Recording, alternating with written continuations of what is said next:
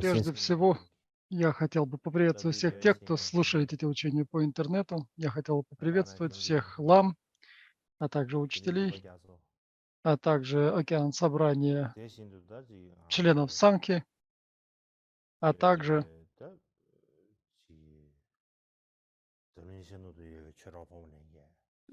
всех моих друзей по Дхарме, как мужского, так и женского пола. Я надеюсь, что вы пребываете в добром здравии.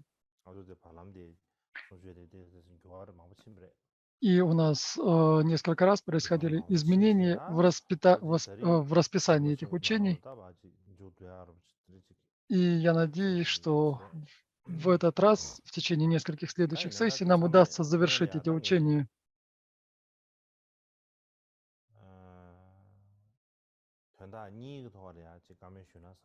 И я хотел бы сегодня сказать о двух вещах. Первая вещь, о которой я сегодня хочу сказать,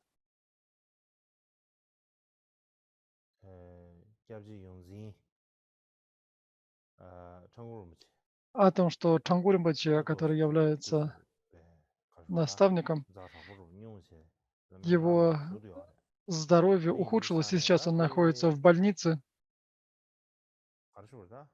По этой причине я не буду многословен, но вчера различные наши монастыри, такие как Чангу Ринпоче монастырь, а также его дочерние монастыри,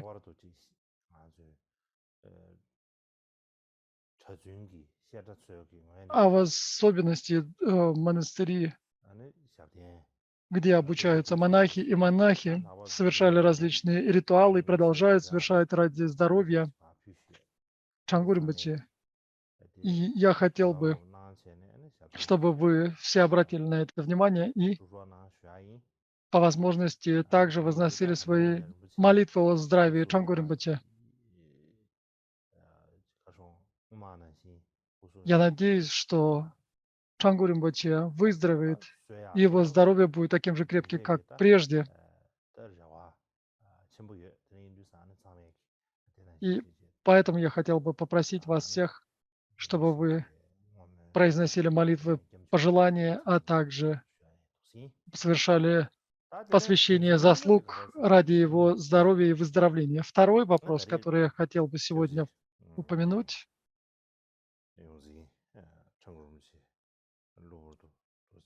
как я уже говорил, первое это нездоровье Чангу Ринпоче.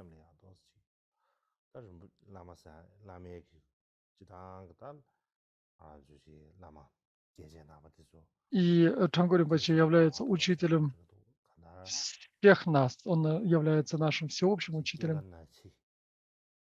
Он тот, кто обрел власть над рождением, старением и смертью.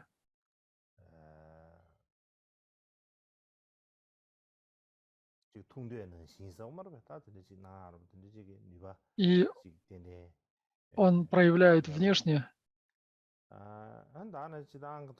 такого рода проявления, и поэтому великие святые личности, когда они находятся в этом мире, их жизнь зависит от заслуг нас, учеников, которых необходимо обуздать. И даже в общем мы говорим о том, что есть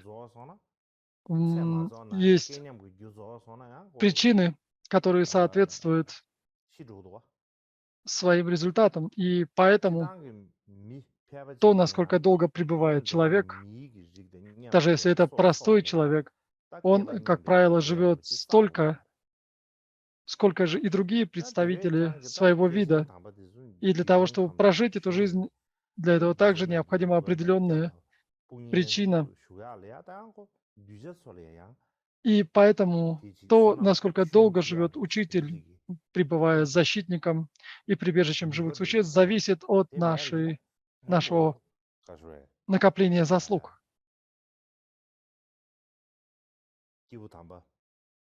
Поэтому святые личности, насколько бы они не были драгоценны, то, насколько долго они живут, зависит в том числе и от нас, от нашего накопления заслуг. По этой причине, так как Римбаче недавно заболел, его здоровье ухудшилось, и я подумал, что в этом году было бы хорошо, если бы мы могли, если бы Тайсид Римбаче, а также Гоши Гялцав Римбаче, было бы хорошо, если бы мы молились и за них, так как в этом году у них также выпадает астрологический трудный период, и поэтому было бы хорошо, если бы не только монахи из их монастырей, но и все представители Карма Кагью могли возносить молитвы пожелания, памятуя о доброте этих двух великих учителей, а также Чангу Римпоче. И я думаю, что было бы хорошо, если бы мы могли поднести Тынчук, молитвен о долгой жизни Чангу Римпоче и других учителей. И я вчера не вспомнил об этом, поэтому я говорю об этом сегодня. И я не знаю, когда лучше всего это сделать, потому что необходимо определиться с временем. Можно провести этот молебен во время какого-то одного из празднований. Его можно сделать, его можно транслировать по интернету. И можно было бы сделать этот молебен, можно было бы сделать это и во время Кагьомон Лама. Но об этом необходимо подумать. И здесь необходимо размыслить о том, какое место выбрать и каким образом совершить это подношение молебна долгой жизни. Однако я подумал об этом, и я подумал о том, что было бы хорошо поделиться своими мыслями, так, чтобы ламы и тулку, а также наставники и учителя могли обсудить это друг с другом. Если у кого-то из вас есть идеи, то вы можете напрямую высказать свои идеи относительно проведения этого молебна долгой жизни.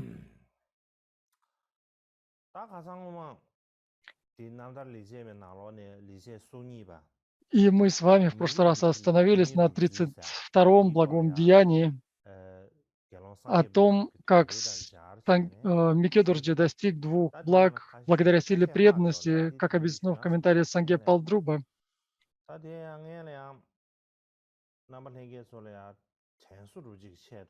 И ради того, чтобы напомнить вам о том, что мы уже с вами прошли, 32-е благое деяние, я хотел бы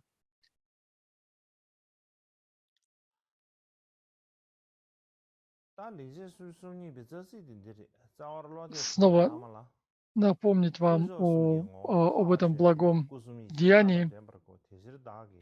И 32-е четверостишие звучит следующим образом. «Я обрел уверенность, что мой гуру, кому я в корне доверял, по своей сути, это три драгоценности. Я осознал, что он наделен тремя каями и 5 мудростями. В силу этого некоторые обрели чистое видение по отношению ко мне. И это также я считаю одним из своих благих деяний». И я говорил об этом вчера. И сегодня я хотел бы снова повторить о том, что Гялва Микедурджи, 8-й Кармапа, обладал великой верой и почтением по отношению к своим учителям. Вследствие этого у него были особые отношения со своими учителями. И это то, о чем я хотел бы сегодня рассказать.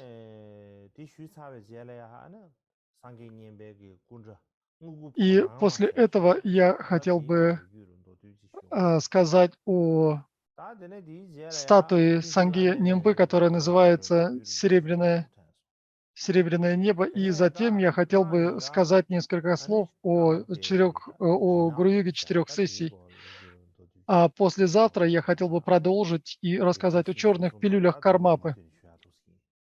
И поэтому мы с тобой постараемся продолжить и поговорить о 33-м деянии Кармапы.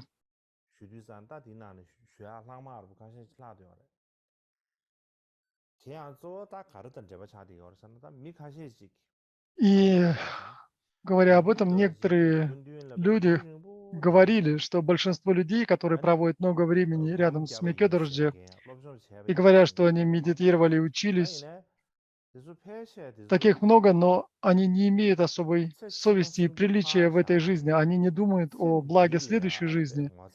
Более того, даже в этой жизни они не имеют совести и приличия. И среди этих учеников практически нет никого, кто не опозорил бы учение Гялвакармапы. И дело в том, что какие бы проблемы они не создавали, какие бы ошибки они не совершали,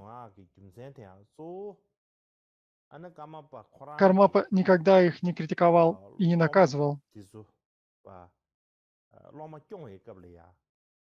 Когда он заботился о своих учениках, он не обращал внимания на их ошибки и проступки. Он никогда их не ругал, никогда не наказывал. Вместо этого он давал им столько уважения и выгоды, а также статуса, сколько он мог. И по этой причине все люди, которые окружали Кармапу, плохие люди, плохие ученики, которые предавались дурным привычкам, все они окружали Кармапу. И поэтому эти люди говорили о том, что у Кармапы нет дхармических учеников, его окружают только плохие ученики.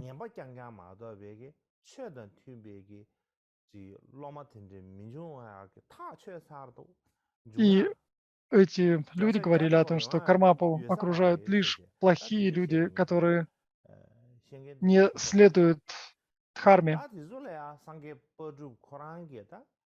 И как думают об этом Санге Палджу, он был одним из ближайшего окружения Микёдорджи. И он был очень прямым человеком, он был очень честным человеком. И поэтому Санге Палдруб думал, что это не вина Микёдорджи.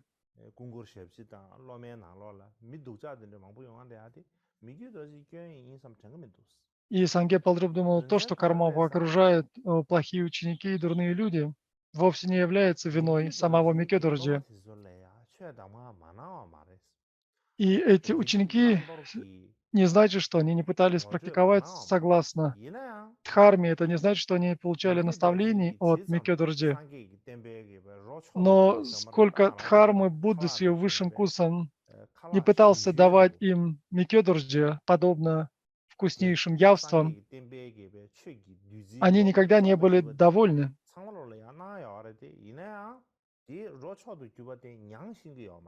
И его ученики не знали, каким образом они могут вкушать эту дхарму Будды с высшим вкусом, с вкусом нектара.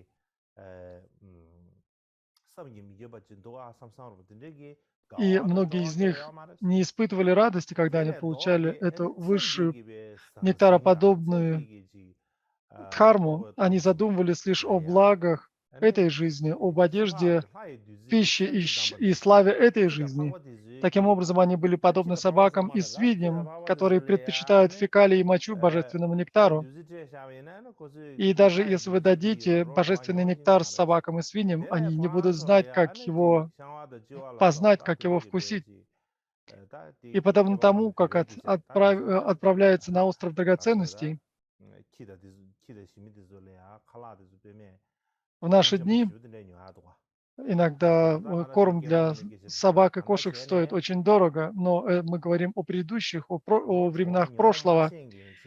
И здесь эти собаки и свиньи, эти животные приводятся в пример, с какую бы хорошую пищу вы им не давали, если у них нет привычки к этой пище, они не смогут оценить ее, не смогут почувствовать, насколько тонким вкусом эта пища обладает.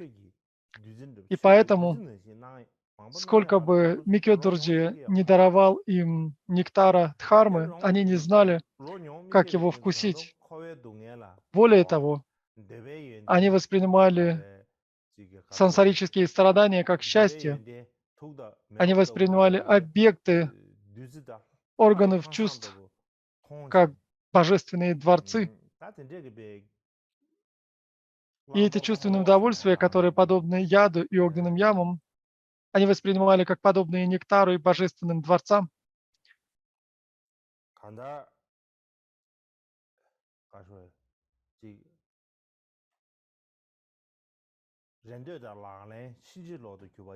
И поэтому эти люди, которые вели себя плохо, совершали дурные поступки, были именно таковы. И если мы подумаем с другой стороны, эти плохие ученики в предыдущих своих рождениях, они неправильно относились к таким великим существам, как Микёдорджи.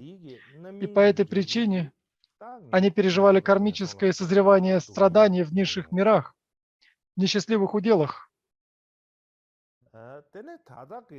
И их нынешнее поведение похоже на совместимый результат привыкания к недобродетели, так как они совершили много недобродетельных действий в прошлом, они продолжают вследствие привычки совершать эти дурные действия, и это их совместимый результат привыкания к недобродетели.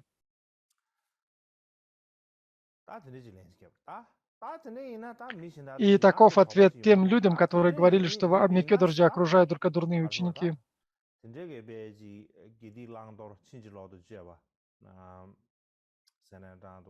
И Микёдорджи из-за своего сострадания никогда не наказывал тех, кто совершал проступки и кто оскорблял его. Более того, Микёдорджи заботился о них своим состраданием и любовью. И люди могут задать вопрос, почему же он поступал таким образом? Чем больше о них заботился, тем больше они противоречили добродетельным деяниям, тем больше они совершали недобродетельных дел. Они не знали, что принять, а что отвергнуть. И когда люди говорили такие вещи, то может возникнуть чувство, будто бы те, кто задают эти вопросы, завидуют тому, как Микёдорджи заботился о своих учениках материально в этой жизни. И когда люди видят, как кто-то обретает какие-то блага, очень часто они начинают этим людям завидовать. И если вы исходите из зависти, то это совершенно другой разговор. Однако же, с точки зрения Сангепалдруба, Микёдорджи старался воспитать своих учеников. Тем, кто был рад материальным вещам, он старался даровать им материальные вещи. Те, кто желал возвыситься и обрести высокое положение в обществе, Микёдорджи старался способствовать им и в этом. И почему он поступал так? Потому что он видел, что эти люди стремятся только к благам этой жизни. И это было единственное, что их заботило и что им было необходимо. И именно по этой причине он старался использовать эту простую связь, чтобы привести их в свой круг окружения и вывести на путь к освобождению. Тем, кому необходимы были материальные вещи, он старался, видя, что они стремятся только к материальным вещам, он старался даровать им материальные вещи для того, чтобы они стали членами его окружения и таким образом вывести их на путь к освобождению.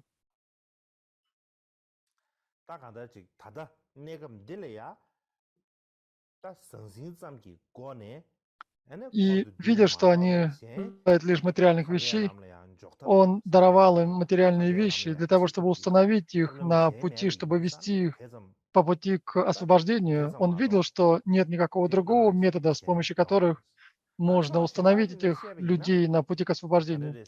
Чтобы объяснить это с другой точки зрения, необходимо подумать, для этих людей, те, кто находился рядом с Кармапой, наслаждение столькими материальными благими вещами, материальными благами обозначает наслаждение плодами прошлой кармы. И эта карма для них, как только они испытывают эти удовольствия, эта карма истощается. И если бы Карма подсказал им, чтобы они не присутствовали рядом с ним, то это было бы невозможно. Точно так же, как Будда не запрещал царю Утраяне идти в место, где его жизнь была в опасности, но сказал этому царю: «Великий царь, возьми под контроль свою карму».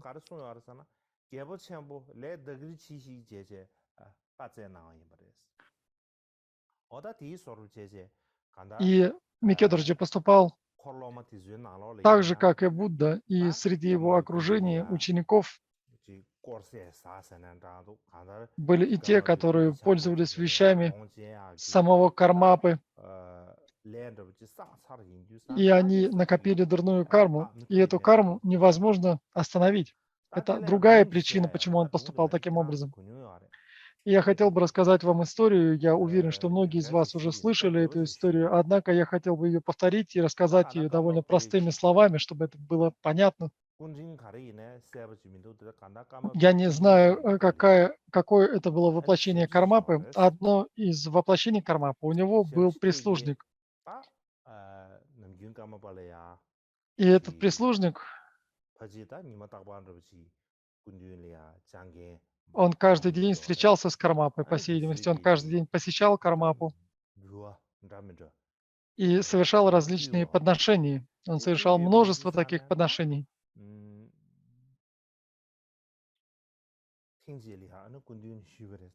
И однажды он обратился к Кармапе со следующими словами: «За один день, вот, пожалуйста, дайте мне какое-нибудь подношение. Я вижу, что вам совершает множество подношений. Не могли бы вы отдать мне подношение, свое подношение одного дня?» То есть он обратился к Кармапе с такими словами, и Кармапа сказал: «Хорошо, я отдам вам то, что мне поднесут в течение одного дня».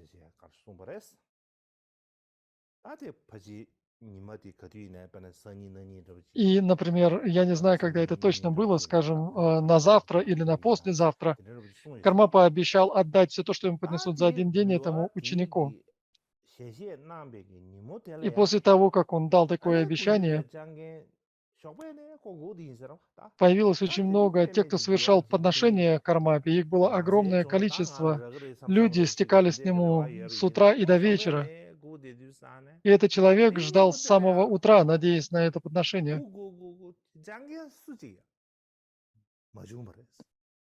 И когда он начал свое ожидание, то он увидел, что к Кармапе никто не приходит. И он ждал до самого вечера, и к вечеру пришел один кочевник.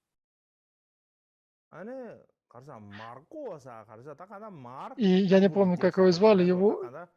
Этот кочевник принес кусок масла.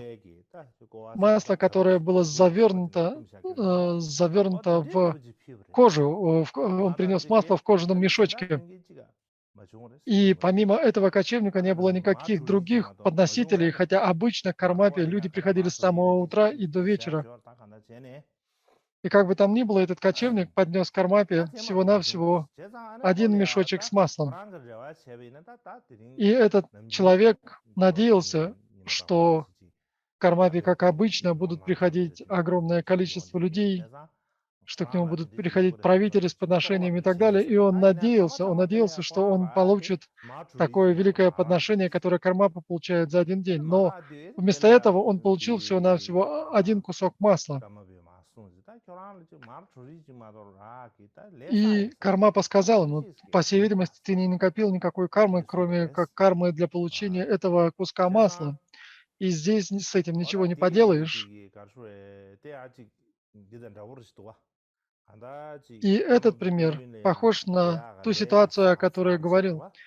У некоторых из учеников была карма, чтобы пребывать рядом с Кармапой и вкушать те объекты наслаждения, которые принадлежали Кармапе. И даже если Кармапа сказал бы, чтобы они не пребывали с ним, ему было неудобно это сказать, он не мог этого сказать, и поэтому он не мог отдалить от себя этих учеников, которые стремились лишь к благам этой жизни. И Санге Педжоп говорил, если сказать прямо, без обиняков,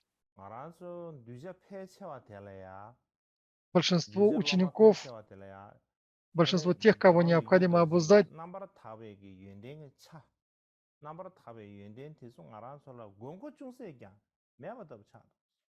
большинство из учеников не нуждались в тех благих качествах, качествах освобождения, которыми обладал Кармапа. И почему это так? Потому что то, в чем мы нуждаемся, то, чего мы желаем,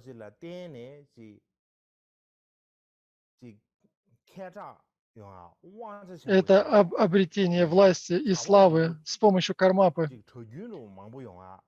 Эти ученики стремились к тому, чтобы заполучить как можно больше учеников. Они стремились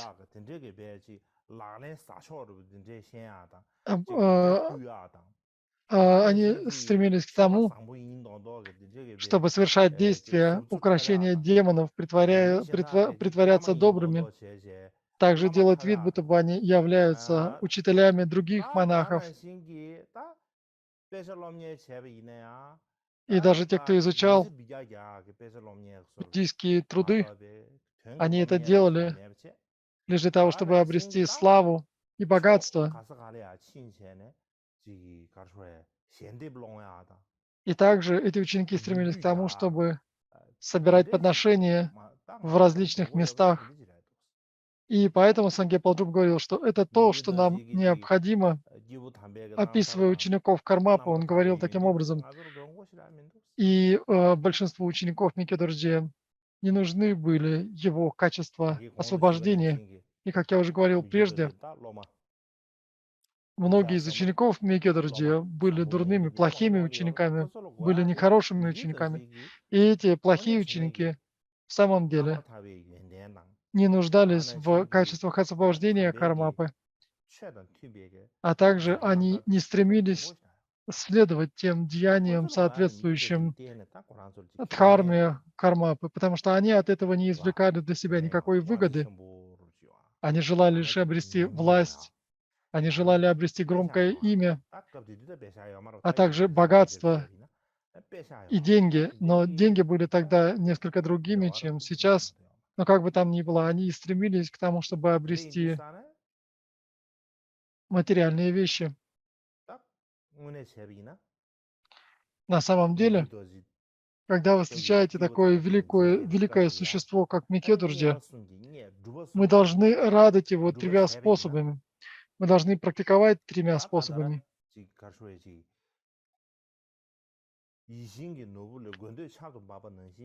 И он подобен драгоценности, исполняющей желания, которое постоянно дарует то, чего мы желаем.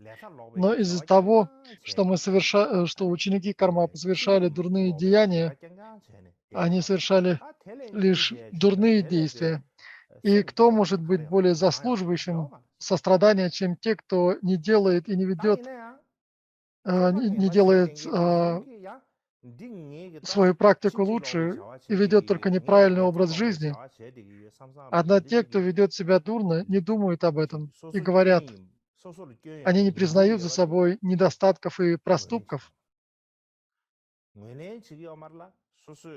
И более того, они даже не думают о том, что это проступки или недостатки.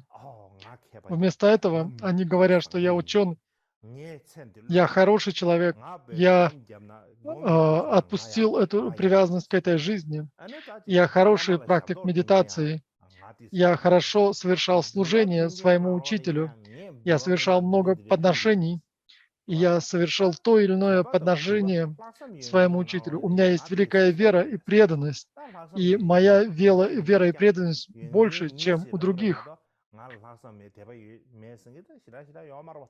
И среди тех, кто окружал Кармапу, большей частью были такие люди, которые думали о том, что я больше совершал подношений, я лучше практиковал медитацию, я лучше служил учителю и так далее, они были преисполнены гордыней.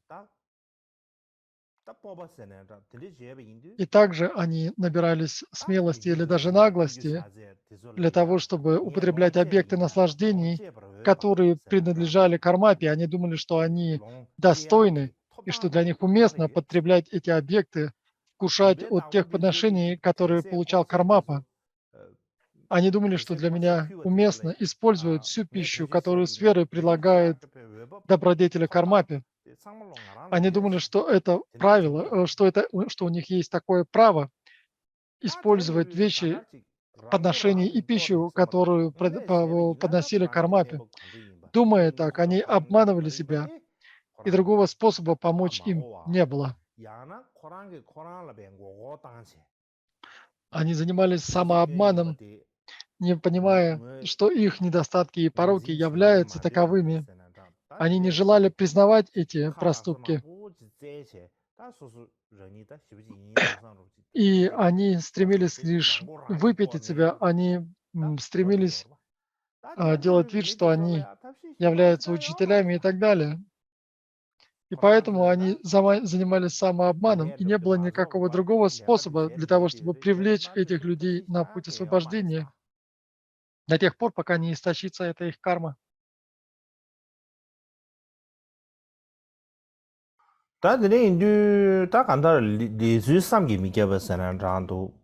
И таким образом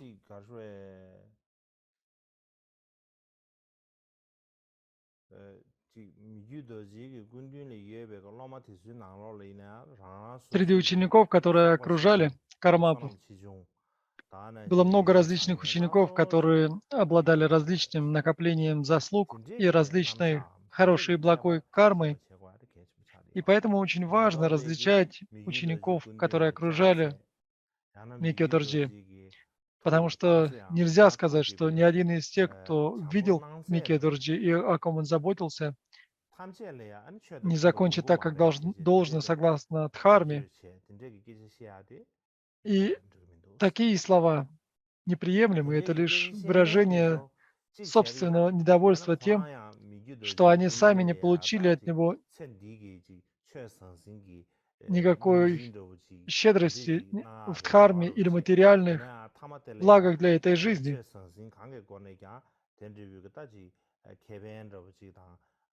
И так как эти люди не получили никаких подарков и материальных вещей от Кармапы, они произносили такие слова. На самом же деле,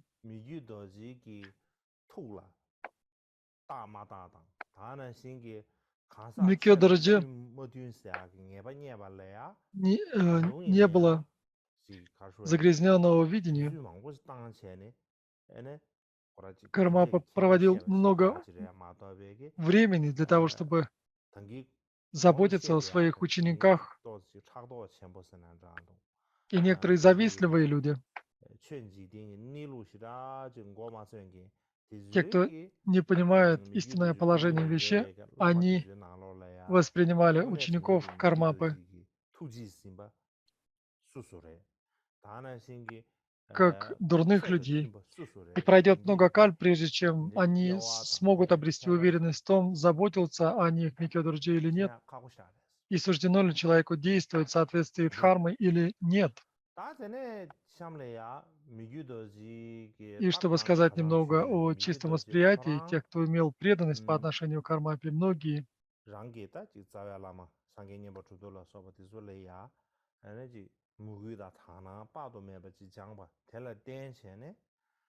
вследствие того, что Кармапа воспринимал своего учителя только посредством чистого видения, многие из учеников Кармапы воспринимали его, видели его, и слышали его речь и видели его в чистых видениях.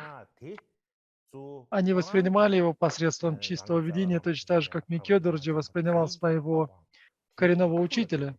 И вследствие силы такого восприятия его ученики видели Микё Дорджи как великого учителя, через призму своего чистого восприятия все его благие качества проявлялись перед ними. И из-за почтения и веры, опираясь на их силу, они воспринимали его тоже посредством чистого видения. И те, у кого была вера и почтение по отношению к Кармапе, когда они видели его тело и когда слышали его речь, они видели его чистые проявления. Я думаю, что у нас нет времени для того, чтобы перечислять то, каким образом они воспринимали Кармапу.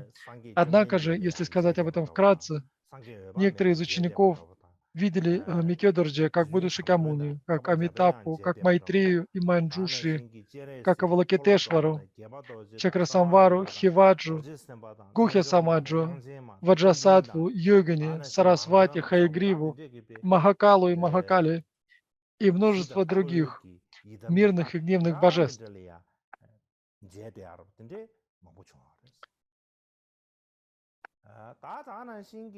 Точно так же многие из учеников видели в нем более ранние воплощения Кармапы, такие как Дюсюн Кемпа и Кармапакши или Сараха.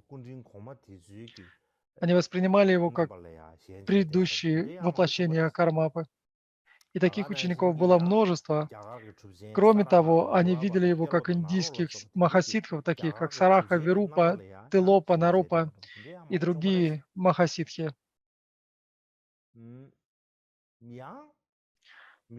Помимо этого, некоторые из учеников, когда видели лик Кармапы, когда они лицезрели его, они видели его как главное божество мандалы, которое окружает свита.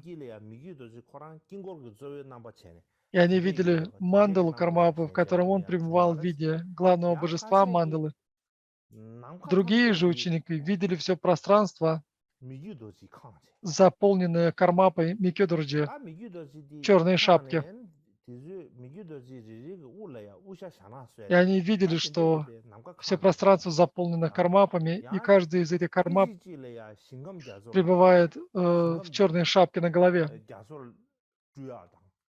Они видели, как он мгновенно излучает облака божеств во всех сферах, демонстрирует 12 деяний Будды. Также за то время, которое Кармапе необходимо было для того, чтобы моргнуть,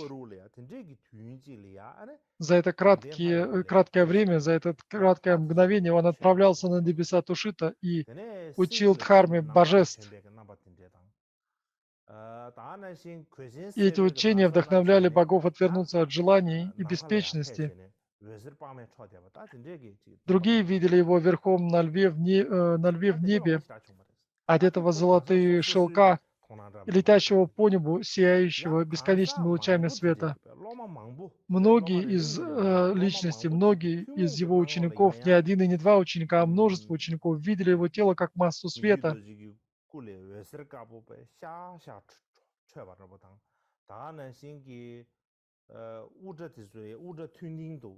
Или ярко-синего цвета. Многие люди видели, как он излучал лучи белого света из своего тела. Некоторые видели, что его волосы на самом деле были сине-черными, или видели, как белые лучи света закручиваются между его бровями и растворяются между их собственным, вызывая великое физическое и ментальное блаженство.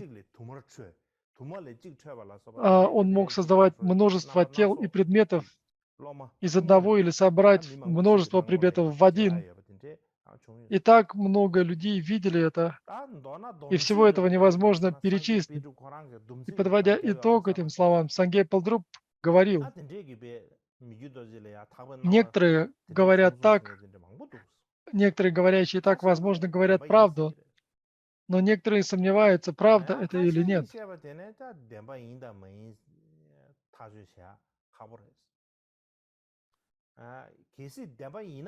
Даже если это правда, то ведет ли это по пути к просветлению или нет, находится за пределы тому, что мы можем понять.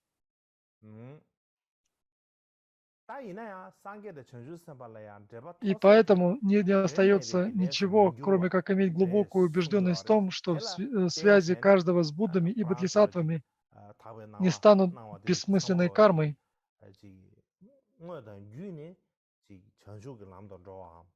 И поэтому все действия кармапы напрямую или косвенно ввели живых существ и его учеников к полному пробуждению. И это то, в чем нам необходимо обрести убежденность. И поэтому Сангей Паджуб говорил, что ученикам трудно определить, что из этого правда, а что из этого неправда.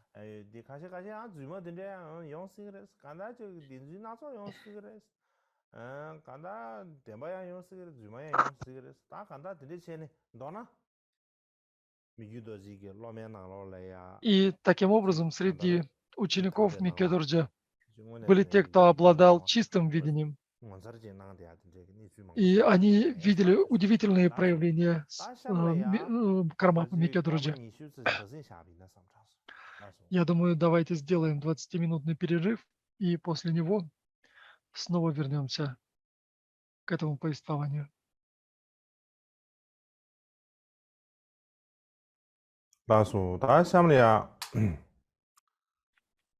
Я хотел бы продолжить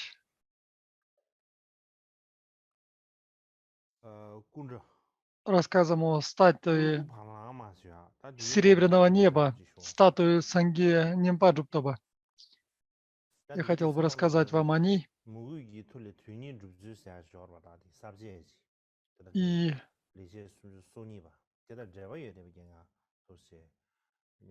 все эти повествования, они связаны с 32-м благим деянием Кармапы. И вы сейчас можете видеть изображение этой статуи.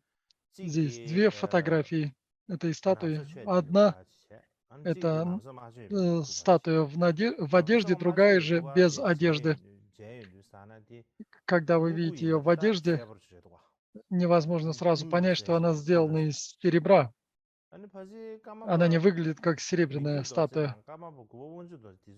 И 8-й Кармапа Микедурджи и 9-й Кармапа Ванчудурджи, они занимались не только тем, что рисовали в своем лагере.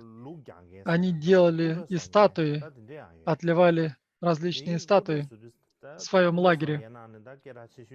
И среди тех, кто изготовлял эти статуи, был известный мастер Нансу Сиджи, которого Кармапа признавал своим собственным проявлением.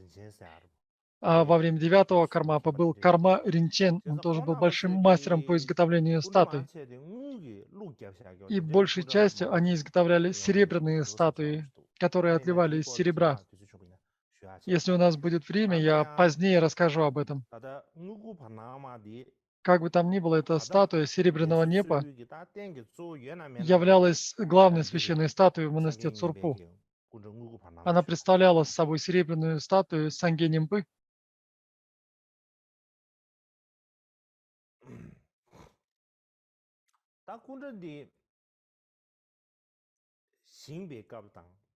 Во время создания, а также освящения этой статуи,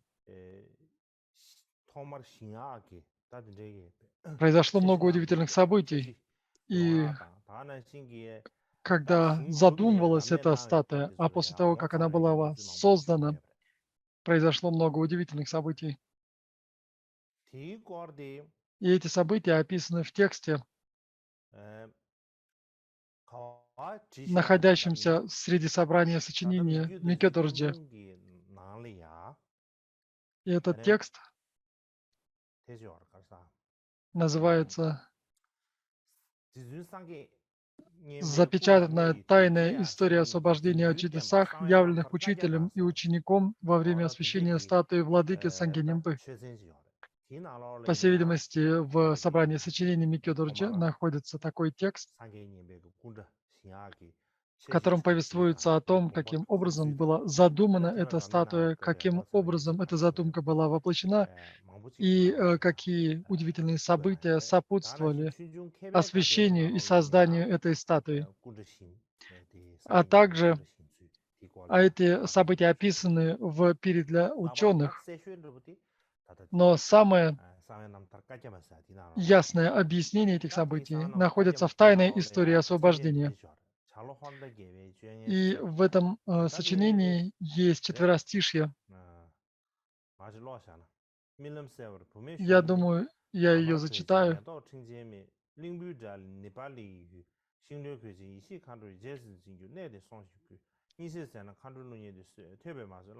Сейчас его святейшество произносит эти строки из тайного, из тайной биографии, из тайной истории освобождения.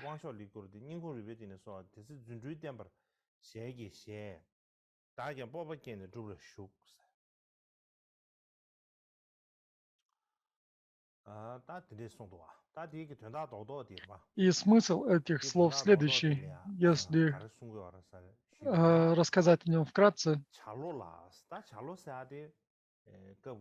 Эти события произошли в год птицы, огня и птицы. Таким образом, это 1537 год, когда Микедорджи исполнилось 31 год, и с момента нирваны Санге Нимбы прошло 18 лет. В ночь полнолуния 8-го месяца года птицы Микедорджи приснилось, что молодая женщина в красивом шелковом платье из гирлянды цветов на шее играла на флейте звук, который произносил следующие слова. «Отправляйся в Непал, и Дакини мудрости, носящая листья, позаботится о тебе».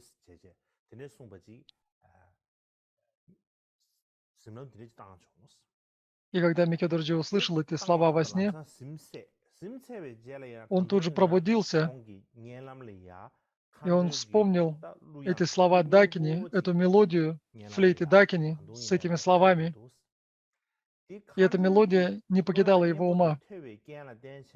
Вследствие этих слов, которые он услышал от Дакини, он вспомнил Санге Нимпу. И это воспоминание было невыносимо. Он испытал непереносимые страдания. И тогда он немедленно начал практиковать гуру-йогу. Во время практики гуру-йоги у него было чистое видение, которое не являлось сном. Во время практики гуру-йоги у него было видение, подобное непосредственному восприятию. И он видел, как тело Сангенимбы появилось непосредственно перед ним. Сангенимба молвил: «Сделай мне статую из драгоценного металла.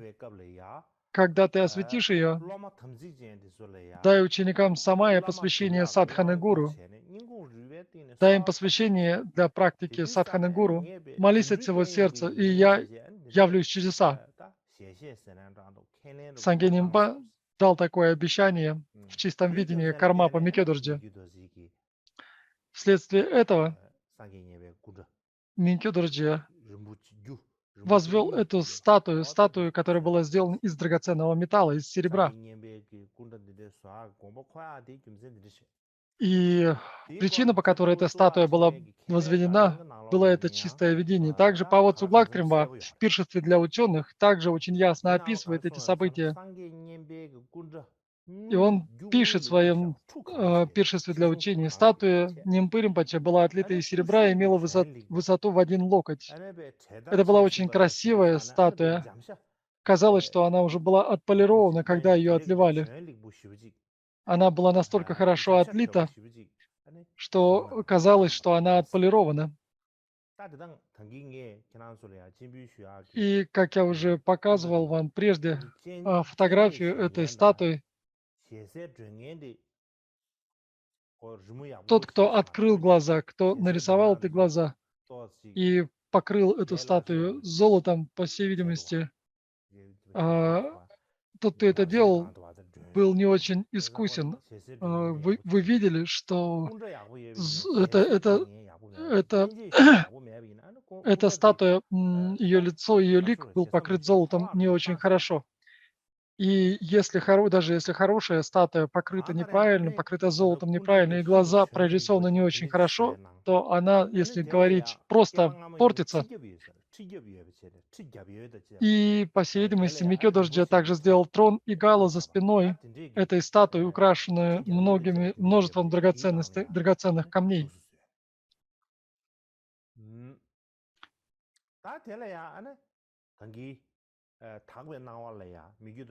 Было много чистых видений этой статуи. В чистом видении Микёдорджи ему было видение своего учителя Сангенимба, который сказал, что необходимо сделать такую статую и осветить ее, и тогда я явлю чудеса.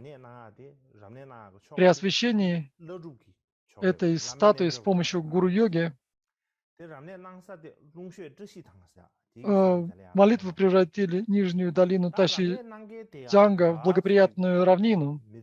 Таким образом, это освящение происходило в этой долине.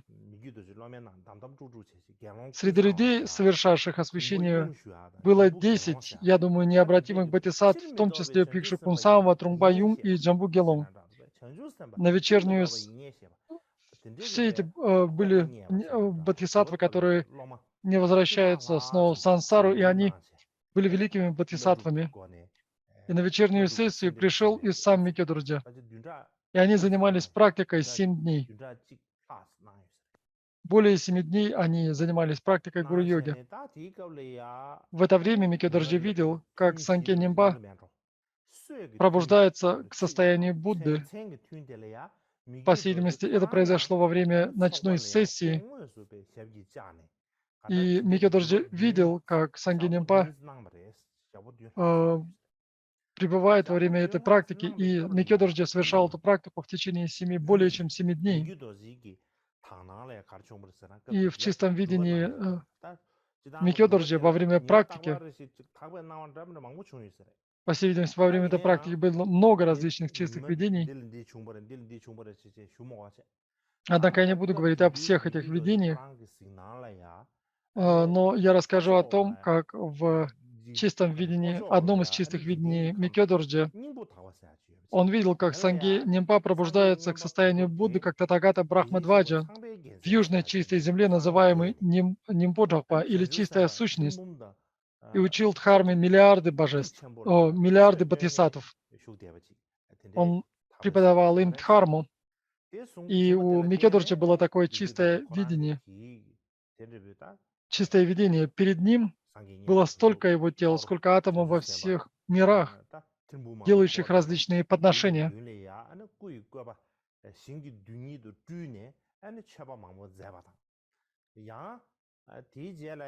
Затем гуру Санге Нимба возник в форме Хируки и явил множество чудес, таких как дарование высшей степени неизменной мудрости и так далее. Таким образом, произошло очень много различных великолепных явлений. В то время каждый из практикующих, участвующих в гуру-йоге, имели свои собственные переживания и непосредственно видели невыразимые разнообразные видения. И все эти ученики были великими практикующими, достигших высоких реализаций. Пава Цугладжува перечисляет все переживания, которые они обрели каждый день. Как их рассказывали каждый из участвующих. Он записал все эти видения и поднес их Микёдорджи. В общем, когда сам Микёдорджи давал свои собственные 6 великих йог и подобные учения, большинству санхи,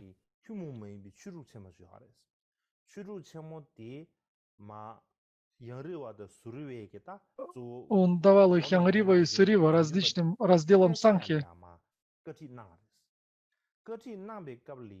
И когда он давал эти объяснения 6 великих йод,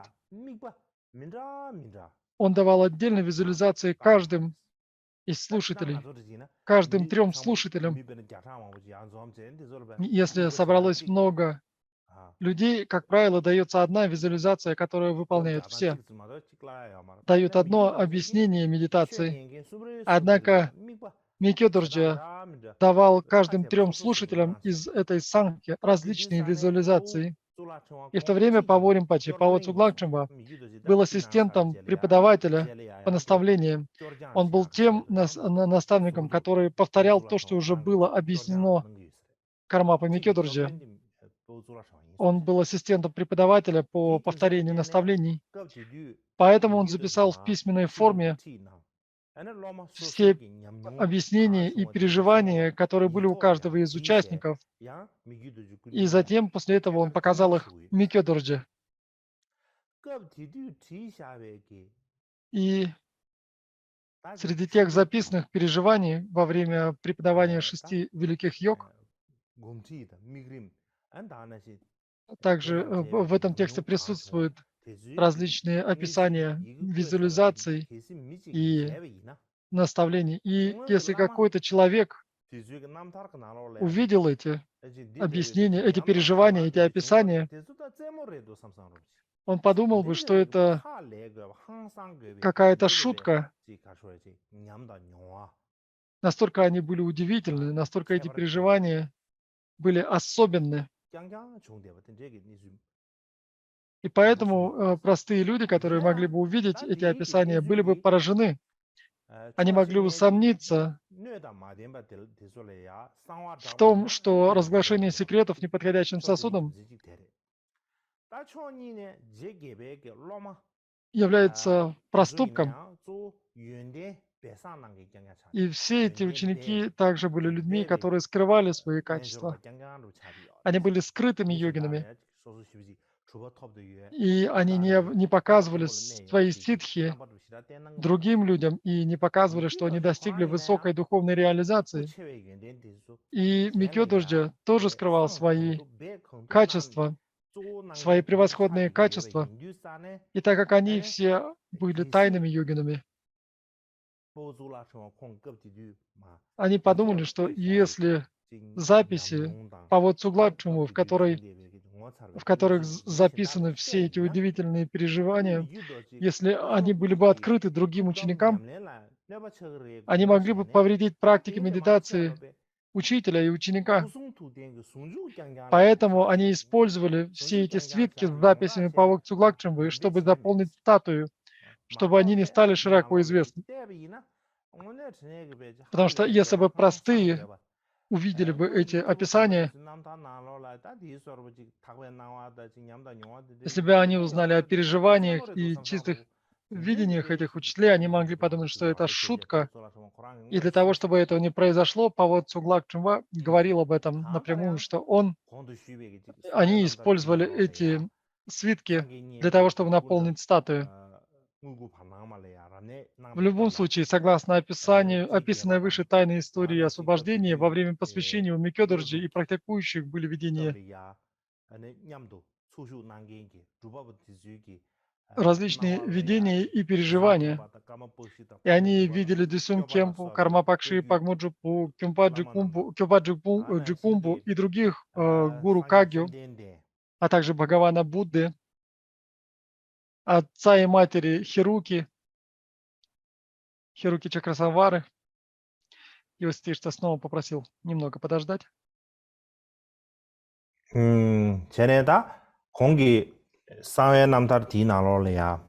И поэтому в тайной истории освобождения во время благословения этой статуи у Микёдорджи, а также у других практикующих были видения Дюсюн Кемпа, Кармапакши, Пагмуджупы, Кёпы Джикунга и других гуру Камьи, а также Бхагавана Будды, отца и матери Хируки Чакрасамвары, Махакалы, Махакали и других защитников, а также владыки Сангинимпы. Все эти видения четко записаны Паво Цуглакчумбой. Я думаю, что не все эти видения были записаны, но большая часть из них были записаны. Я также считаю, что некоторые из визуализаций для 4-разовой гуру-йоги или гуру-йоги 4 сессий также появились тогда, как чистые видения. И это были видения самого Микёдорджи, а также его великих учеников, и они стали также некоторыми из визуализаций 4-разовой гуру-йоги. Старые монахи Цурпу рассказывают, что старая статуя серебряного неба называется так, потому что во время освящения самим Сангенибой она поднялась в небо и оставалась там 7 дней. По этой причине она называется статуя серебряного неба или серебряная небесная статуя. Однако время, когда статуя была создана и освящена, наступило после того, как Сагья Паримпаче скончался, как объясняют авторитетные исторические источники, перечисленные выше. Таким образом, Сангья Нимба, вероятно, физически не присутствовал при освящении статуи. Я никогда не видел в старых источниках рассказа о левитации статуи в течение 7 дней. Однако во время освящения этой статуи Микё Дорджи и практикующих учеников было множество переживаний и видений, как я уже объяснял выше, как об этом говорится в тайной истории освобождения. В любом случае, статуя серебряного неба или серебряная небесная статуя позже стали одним из 4 главных священных объектов великого лагеря Кармапы. И говорят, что среди этих главных священных объектов является великий флаг Цурпу, а также эта статуя. Говорят, что когда она пребывала в Цурпу, любой здравствующий или усопший, кто представал перед ней и кому был показан ее лик, не попадал в низшие миры, в несчастливые уделы. И до 1959 года статуя хранилась в резиденции дворца пространства Дхармы в Цурпу. В Цурпу было много разных резиденций, и среди них была резиденция дворец пространства Дхармы. И когда открываешь ее дверь, позади находился храм, в котором она хранилась. Она хранилась в серебряном футляре. И практикой традиции того времени в монастыре Цурпу заключалась в том, что были дни, когда ради усопших и здравствующих людей, например, с длительными заболеваниями среди общественности в ближайших районах, спонсоры делали объявление тем, кто связан с монастырем, что статуя серебряного неба будет привезена из монастыря. И таким образом спонсоры готовили 2 лошади для того, чтобы перевести эту статую. И эти спонсоры обращались в монастырь с просьбой привести эту статую. И на спине одного из зумдзе, старшего или младшего, на шелковой подушке в футляре приносили статую серебряного неба. И прислужник шел перед ней с благовониями. И там было 2 лошади, как я уже говорил прежде. На одной лошади впереди ехал этот прислужник с благовониями, а на второй ехал человек, на спине которого находился серебряный футляр с этой серебряной статуей.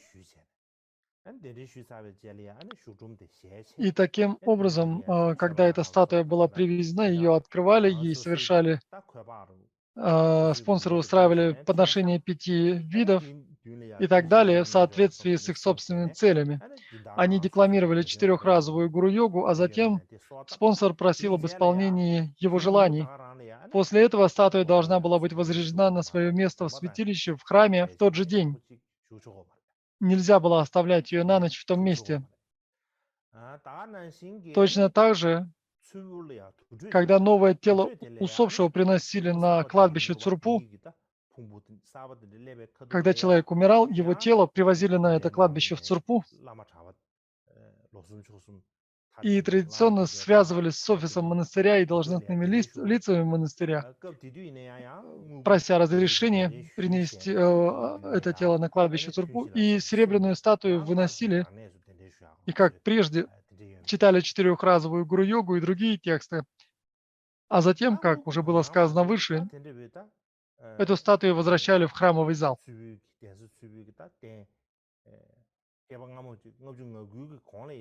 И до 1959 года это была очень священная статуя. Затем, после 1959 года, эта статуя являлась все так же важнейшим сакральным объектом монастыря Цурпу. Во время культурной революции хранитель храма Махакалы монастыря Цурпу, Лоджо, тот, кто был прислужником в этом храме, кто подавал чай и так далее, и если не ошибаюсь, он был родом из Гахба, из местечка в Тибете. Он с детства был монахом монастыря Цурпу, и он был прислужником в храме Махакалы. И, как я уже говорил, во время культурной революции многие из статуй, он сумел спрятать многие священные предметы монастыря, многие статуи монастыря Цурпу. И позже, когда политическая ситуация стала более спокойной, в 70-х годах 20 века, он вернул эти спрятанные статуи и объекты и отдал их Джупену Дечен Ринпоче. Джупен Дечен Ринпоче был в восторге, он был крайне рад и позже дал ему должность Джурен. Это своего рода владелец или монастыря, или тот, кто рассматривает, кто заботится о монастыре. И поэтому все его называли Чурен Лоджо. Когда я был в Цурпу монастыре, я встречался с этим человеком, и он рассказывал мне многие истории о том, что происходило во время культурной революции и так далее. Он говорил о том, как он прятал эти статуи, о том, как он прятал священные предметы во время культурной революции и так далее. И мне очень нравилось его слушать. И обычно в монастыре было много людей, которым не нравился Джурен Лоджо. Но когда мы думаем об этом сейчас, даже при том, что он мало что знал о чем-либо, он был человеком с верой и с самаей по отношению к учению и гуру. И откуда мы это знаем? Потому что в сложные времена культурной революции он, не боясь за себя, не боясь за свою жизнь, он смог спрятать эти статуи, потому что если бы об этом кто-то узнал, у него были бы большие трудности. Тем не менее, невзирая на опасность для своей жизни, он спрятал эти статуи и другие священные предметы. И это указывает на то, что у него точно был характер и была вера и самая. Потому что многие, потеряв рассудок, разрушали храмы, становились первыми в рядах тех, кто разрушал храмы, статуи и священные предметы в буддийских монастырях и храмах. И на этом я завершаю свое повествование об этой статуе. И в будущем, если вы будете посещать монастырь Цурпу, вы можете посмотреть. Я не знаю, где находится эта статуя сейчас. Раньше она находилась в главном молельном зале. Можно попросить прислужника, который присматривает за этим молитвенным залом, и можно попросить благословение этой статуи. И, как правило, открывали футляр этой статуи, и этой статуи давали благословение. И очень важно знать, о чем просить, потому что если вы не знаете, вы не сможете получить этого благословения. Потому что очень часто верующие просто делают круг внутри молитвенного зала, молельного зала и выходят. И поэтому очень важно знать, как обратиться с просьбой, чтобы получить благословение этой статуи. Следующее, о чем я хочу рассказать, о четырехразовой гуру-йоге. И почему я хочу об этом рассказать? Потому что во время освящения статуи Сангye Нимбы, которую я только что описывал, она была освящена через садхану гуру и молитвы. И, как я уже говорил, в это время появились много различных чистых видений у Кармапы, а также его учеников. И одной из самых известных гуру-йог в нашей традиции является четырехразовая гуру-йога или гуру-йога 4 сессий. И поэтому В этой связи я хотел бы рассказать о ней. Я не буду объяснять много об этой четырехразовой гуру-йоге, потому что я думаю, что это не тот момент, когда необходимо дать подробное объяснение этой практики, однако краткое объяснение обязательно необходимо дать. И Карма Чагме описывает о происхождении четырехразовой гуру-йоги в своих ясных заметках о визуализации четырехразовой гуру-йоги. Существует 8 малых и 4 великих школы Кагью.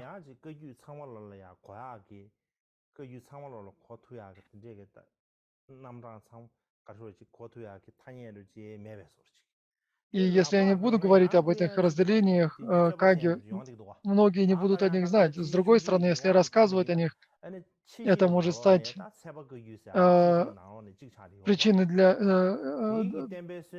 своего рода сектарности. Поэтому я хотел бы сказать, что был такой учитель Шян Юджаква или Шян Цева.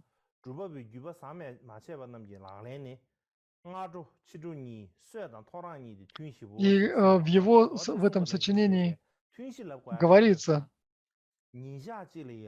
что эта гуру-йога практиковалась во время 4 сессий. И эти сессии проводились утром, в обед, вечером, ночью и на рассвете. И таким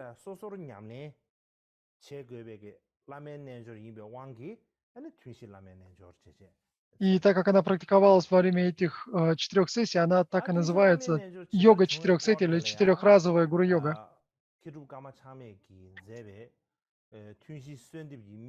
И в тексте, который называется «Ясные заметки о визуализации четырехразовой гуру-йоги», написано Карма Чагме, говорится, сказано, что коренной гуру Микьо Дорджи по своей природе является настоящим Авалокитешварой и един в своей сущностью с 8 формами гуру, 8 проявлениями ламы Шанга и 8 кармапами. Поэтому, когда Микьо Дорджи написал гуру-йогу 4 сессий, он взял ее и несколько дополнил запечатанное учение в произведениях ламы Шанга.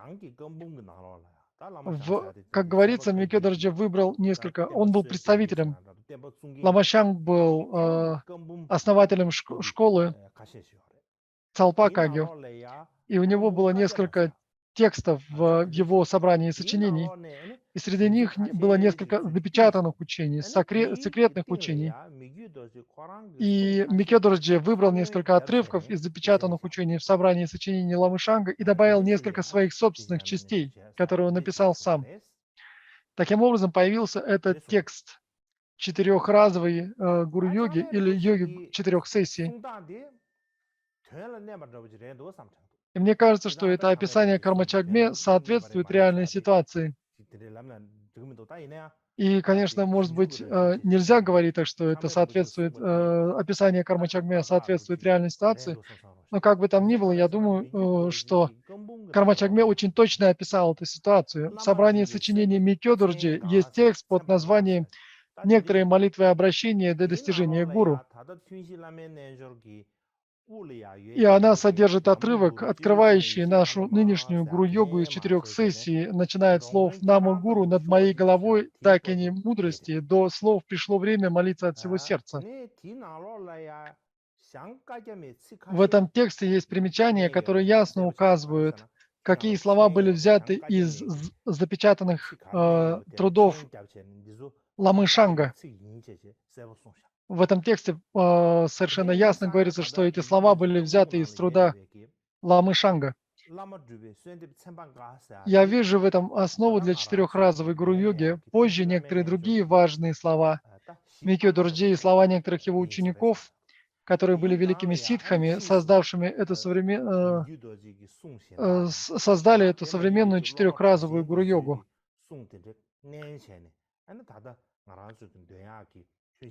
Таким образом, была создана эта четырехразовая гуру-йога, которую мы с вами читаем. И до этого я говорил о запечатанных учениях в трудах Ламы Шанга. Что же они представляют собой? Лама Шанга или Шанг Цалпа у него было несколько гуру-йог, 6 или 7 гуру-йог, и среди них, среди его текстов были тексты, так называемые запечатанные тексты или секретные тексты. Собрание сочинений Лама Шанга есть единственный том с 98 запечатанными текстами. И в этом тексте говорится, есть раздел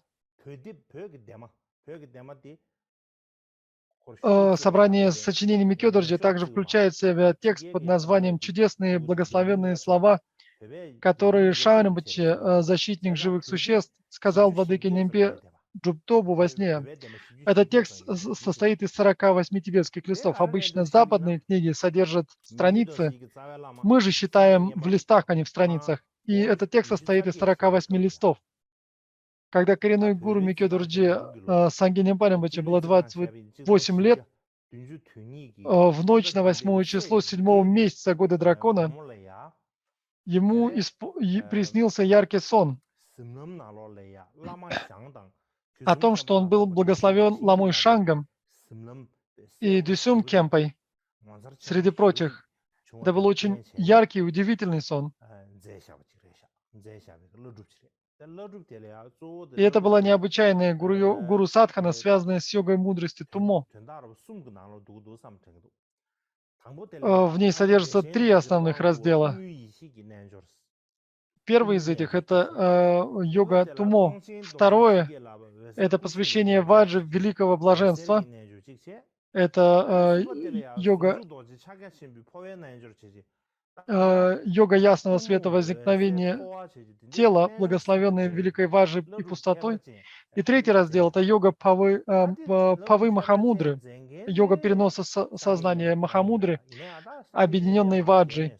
Микё Дорджи сделал записи об этом, поскольку они были переданы из устной традиции в этом тексте.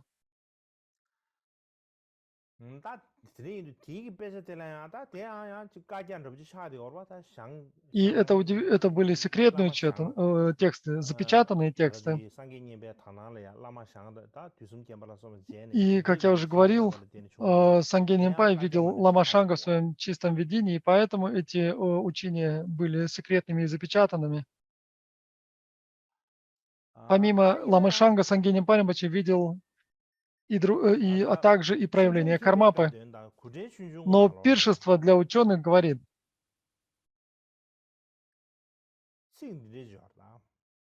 я хочу привести слова из этого текста.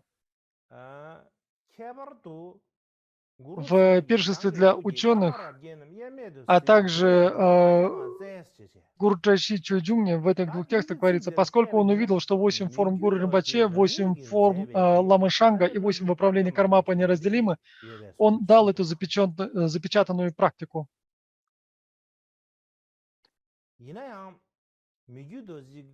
Здесь говорится, что существует запечатанная гуру садхана самого Микё Дорджи, но в каталоге собрания сочинений Микё Дорджи, который был написан 5-м Шамаром, и в рукописях собрания сочинений Кармапа Микё Дорджи, которые были найдены в Патале и в монастыре Дрипунг,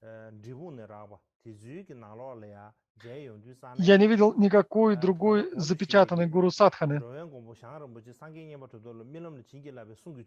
Помимо чудесных благословенных снов, которые Шаунамбачи, защитник существ, сказал владыке Нимпе Джубтобу во сне. Я не знаю никакой другой запечатанной гуру садханы, помимо этих чудесных благословенных слов. Так что я думаю, что запечатанная гуру садхана, которую я только что упомянул, скорее всего, и есть она самая запечатанная гуру садхана.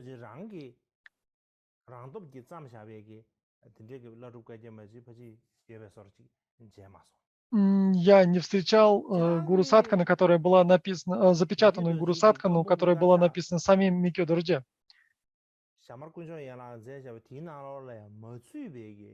И есть некоторые работы, которые не внесены в каталог собрания сочинений Микё Дорджи 5-м Шамаром. Но я не буду сегодня об этом говорить, это не сегодняшняя наша тема. Но я хотел бы сказать, что некоторые из работ Микёдорджи не вошли в его собрание сочинений и не вошли в этот каталог пятого Шамара. Как бы там ни было, это запечатанное Гуру Садхана цитирует слова Сангей Нимбы.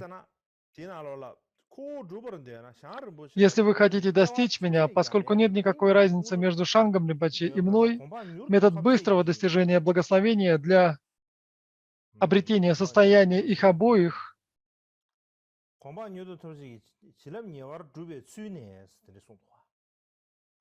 это и так далее. То есть в этом Гуру Садхане содержатся эти слова Сангей Нимбы. И он говорит, что если вы желаете достичь моего состояния, поскольку нет совершенно никакой разницы между мной и Шангом Ринпоче, и мной, метод быстрого достижения благословения для достижения состояния их обоих является это гуру-йога. И поэтому, когда,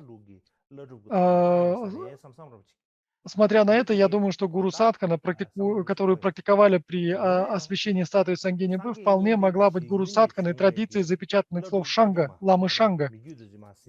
Однако, было ли это сделано в соответствии с более длинной Гуру Садханой из устной традиции Сангей Нимба? Или в соответствии с коренным текстом, запечатанным словами Шанга, дополненными несколькими отрывками Микёдорджи, то, что сейчас известно как четырехразовая гуру-йога, сказать с уверенностью нельзя. Как бы там ни было, в собрании сочинений Микёдорджи существует две гуру-йоги традиции Шанга Ринпоче. Одна из них это Гуру Садхана Сангей Нимбы, а вторая это текст Шанга, который являлся коренным, к которому были добавлены отрывки, добавлены части, написанные Микёдорджи. И невозможно с уверенностью сказать, который из этих текстов использовался для освящения статуи Сангей Нимбы. И почему это так? Причина в том, что мы даже не можем с уверенностью сказать, является ли четырехразовая гуру-йога, которую мы сейчас повторяем, полной или нет. Причина в том, что наша современная четырехразовая гуру-йога использует в качестве основы слова некоторых молитв обращений для достижения гуру, о которых я упоминал ранее. Этот текст находится в собрании сочинений Микёдорджи, и к этому тексту добавлены несколько слов Микёдорджи из его собрания сочинений.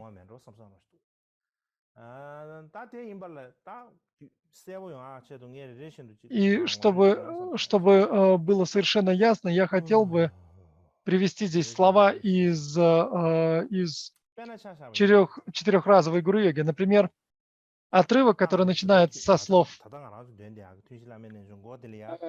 это начальные слова четырехразовой гуру-йоги, которую мы с вами читаем. Первые слова – это матери, количество которых равно пространству. По всей видимости, первоначально эти слова не были вставлены в этот текст. Однако есть традиция, например, Карма Чагме говорит о том, что есть такая традиция, о том, что необходимо эти начальные слова четырехразовой гуру-йоги вставлять в начале. Мы, как правило, начинаем, это сама же гуру, как начинается со слов «Наму гуру над моей головой, дакини мудрости», и до слов «Сейчас время молиться от всего сердца». Этот отрывок находится в некоторых молитвах обращения для достижения гуру. Также две молитвы «Ке» появляется, хоть оно пустое, однако проявляется, то слов «Да обрету я благословение ума гуру» и «Ке» приближается гуру ратно, а до слов «Усмири врагов и силы, чинящие препятствия» также считаются молитвами обращения из традиций запечатанных сущностных наставлений Ламы Шанга. Каким образом мы можем это понять? Здесь две причины, два довода. Среди запечатанных произведений Шанга есть текст под названием «Запечатанные посвящения и благословения вместе с практикой», который включает предшествующие молитвы, хотя и со строками в несколько ином порядке.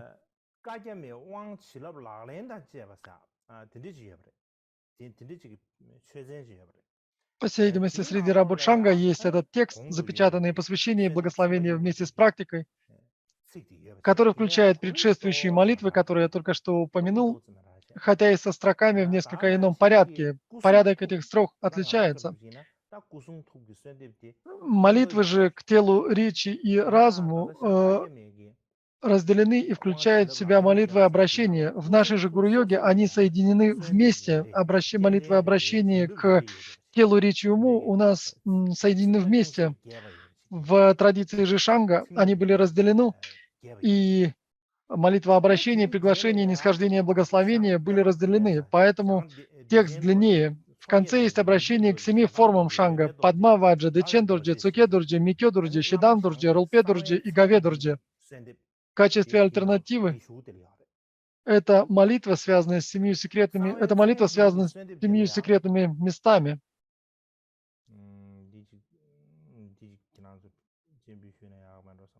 Я думаю, что лучше, наверное, показать этот отрывок на экране.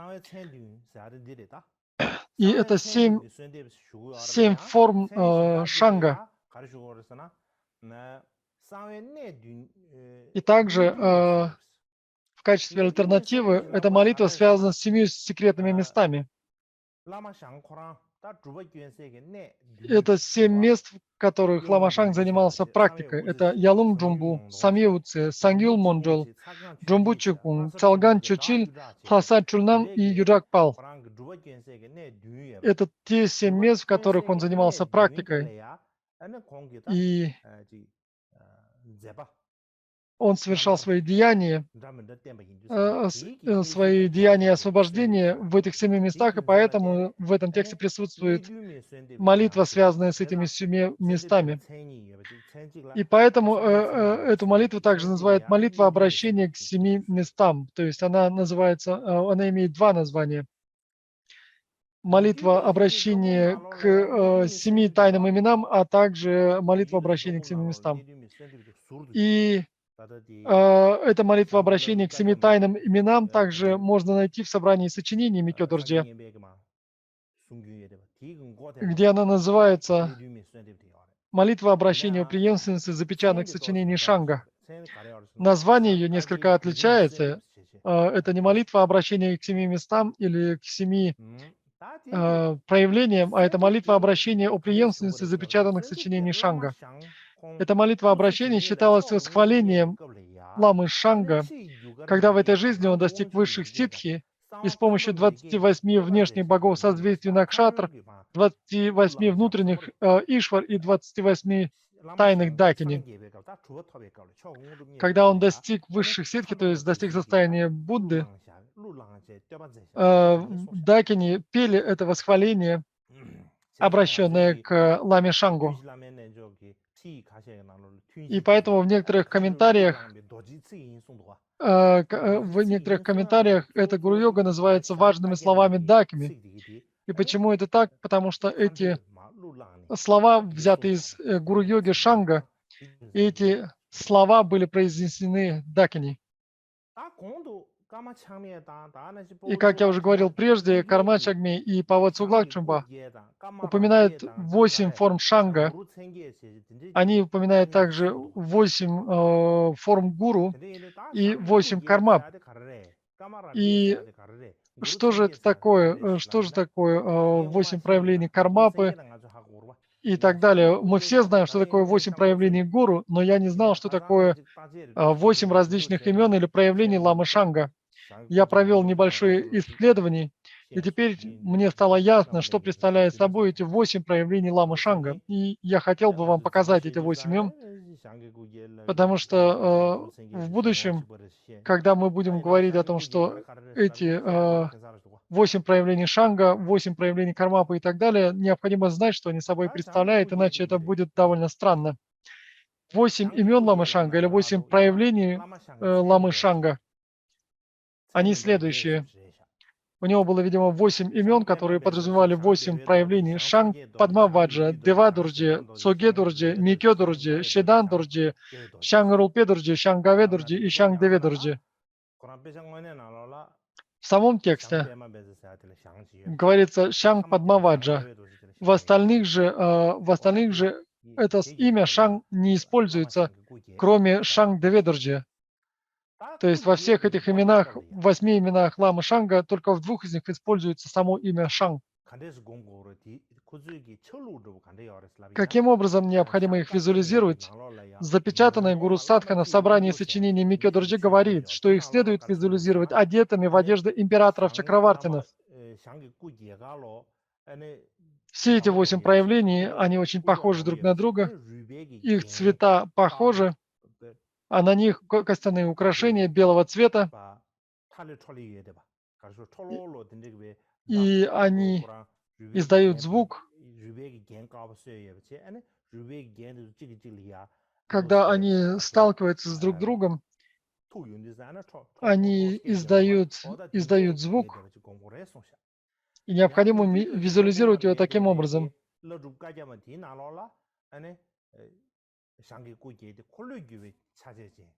В собрании сочинений Микё Дорджи есть Гуру Садхана, в которой говорится, что необходимо визуализировать их одетыми в одежды императоров Чакравартин. Таким образом, здесь есть небольшое различие визуализации между работой Микё Дорджи и работой Шанга. И здесь необходимо визуализировать их следующим образом. Они держат в руках ваджи и колокольчики. И 8 кармап относятся к 8 кармапам от Дюсюн Кемпа до Микё Дорджи. И здесь эти имена соединены. Как связаны 8 шангов и 8 кармап, то представить это так, как описано в мольбе у линии преемственности запечатанных работ Шанга. Дева Чимбуд Дорджи – это Дюсюн Кемпа, Падмаваджи – это карма Пакши, 2 кармапа, Дечен Дорджи – это Ранджун Дорджи, 3 кармапа, Цуке Дорджи – это Чиджа Гяцу, 7 кармапа, Микё Дорджи – это Бикшу Чеджуб Сангпо, Шедан Дорджи – это Дешиншекпа, 5 кармапа, Рулпе Дорджи – это Тонва Донден, 6 кармапа, и Гаве Дорджи – это Рулпе Дорджи, 4 кармапа. По всей видимости, эти имена, эти проявления необходимо объединять именно таким образом. 8 этих проявлений кармапы соединяются или соответствуют 8 проявлениям Ламы Шанга. Поскольку 8 имен гуру хорошо известны, мне их не нужно объяснять. Однако четко не сказано, как они связаны, поэтому я не могу ничего об этом сказать. В будущем, если у меня будет возможность, я постараюсь об этом узнать и рассказать вам. И далее я хотел бы снова продолжить о 4-разовой гуру-йоге.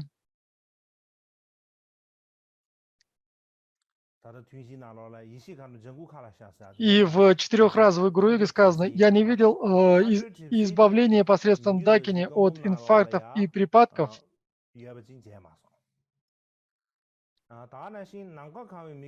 А также в небе появляется зеленая дакини мудрости. Я не видел этого собрания сочинений Микё Дорджи. Не видел я и 4 строки, которые начинаются со слов «заполняющий пространство Микё Дорджи А» в собрании сочинений Микё Дорджи. Также отрывок, начиная со слов «великий мастер, повелитель 4 кай» до слов Кармапа Кенна, находится в некоторых молитвах обращения к достижению гуру. Отрывок от слов «воплощение сострадания Кена» и до слов «защитник существ, достану таким, как ты», находится в некоторых молитвах обращения о достижении гуру. За ним следует колофон. Молись так день и ночь.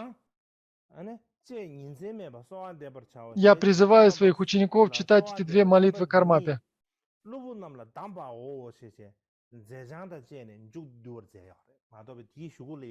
Таким образом, этот текст завершается колофоном.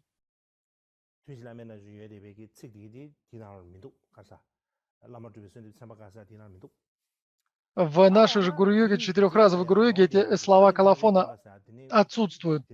Молитва «Всеведущий Единый Отец, взгляни на меня, объятого страхом и мучениями», не входит в молитву обращения к достижению гуру, о которых я только что говорил, но она включена в более короткие работы Микё Дорджи. Они находятся в коротких работах, которые собраны в разделе Сум Турбут, то есть в разрозненных работах Микё Дордже, входящих в его собрание сочинений. Молитва от слов драгоценных гуру, держатель истинной линии, до слов гуру, защитник скитальцев, можно найти в некоторых молитвах обращение о достижении гуру. Но строки отличаются от нынешней четырехразовой гуру-йоги. Молитва и обращение о достижении гуру предшествует отрывку «Возвышенный учитель, владыка четырех кай». Также я не видел в собрании сочинений Микё Дордже отрывка, начинающегося со слов «Я молюсь высшему славному гуру», до слов «Даруй благословение, которое я обрел, чтобы я обрел стойкость и силу духа». 3 строфы от слов «Помни о том, что смерть неизбежна», до слов «Славное высшее блаженство Едам Чакрасамвара» приписывают Микё Дордже в молитвеннике Камцанг. Это молитвенник, который был собран Ситу Ринпоче. И в нем говорится, что это слова Микё Дордже. Строфы от слов «Сердце пути Махамудра преданности» до слов «Пусть во всех жизнях я буду неразлучен с отцом, славным Сангья Нимпо и его сыновьями» можно найти в тексте под названием «Практика песен», который включен в собрание сочинений Микё Дордже.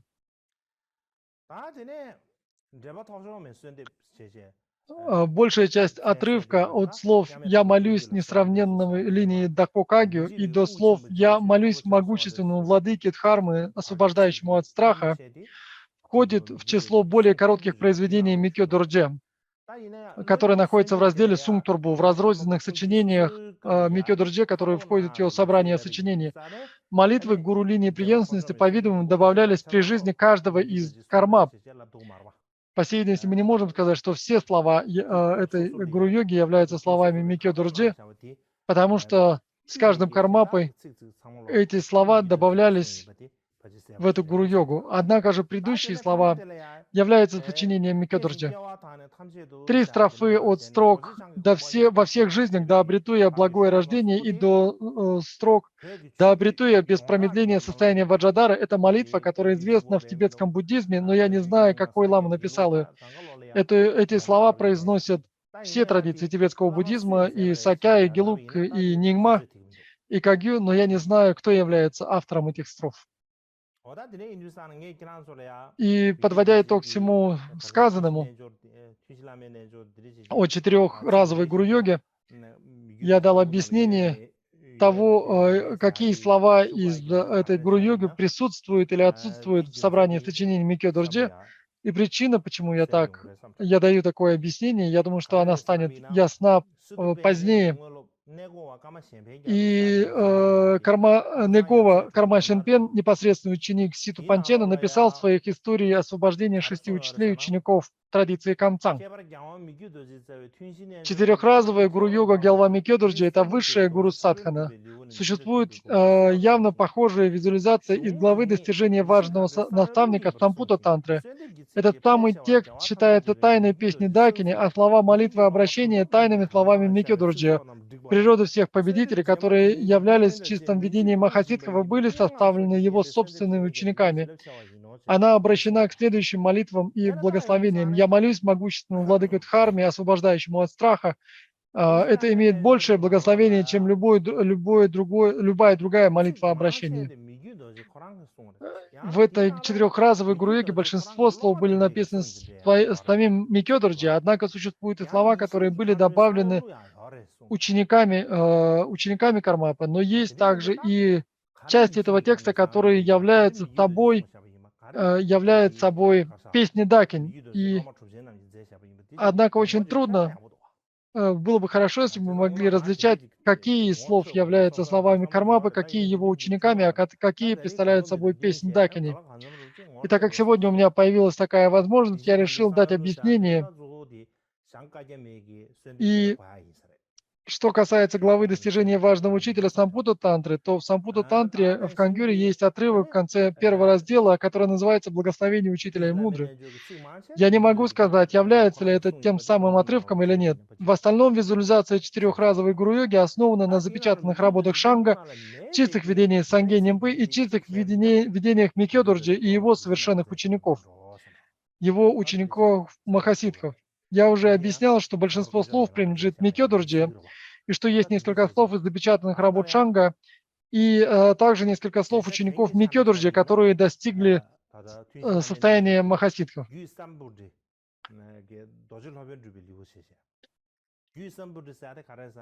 Когда мы говорим о Сампута Тантре, это та тантра, которая присутствует в Кангюре, а также в Кангюре она называется Ядабадживи Гю, и в ее первой главе, которая называется «Благословение учителя и мудры»,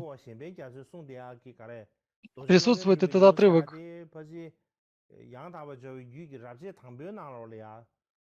И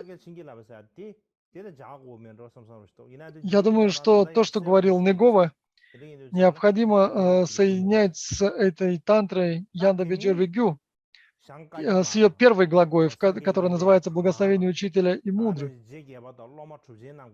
И, как я уже говорил, в остальном визуализация четырехразовой гуру-йоги основана на запечатанных работах Шанга, чистых видениях Санге Нимбы и чистых видениях Микёдурджи. И однажды я объяснял эту четырехразовую гуру-йогу. Когда я объяснял и медитировал на ней, я почувствовал необычайное ощущение, необычайное переживание, и я подумал, что эта гуру-йога определенно основывается на чистом видении. Это не какое-то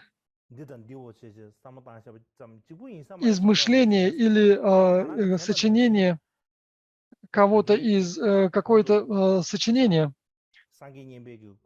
Как я уже говорил, во время освящения статуи Санге Нимбы, Микёдурджи, а также его ученики Махасидхи видели различные чистые видения, и некоторые из этих событий были использованы как визуализация четырехразовой гуру-йоги. Однако я не буду здесь вдаваться в подробности и подробно объяснять, как это происходило. И таким образом, как я уже говорил, большинство слов в четырехразовой гуру-йоге являются словами Микёдурджи. Использованы некоторые слова запечатанной работы Шанга, а также чистые видения Санге Нимбы.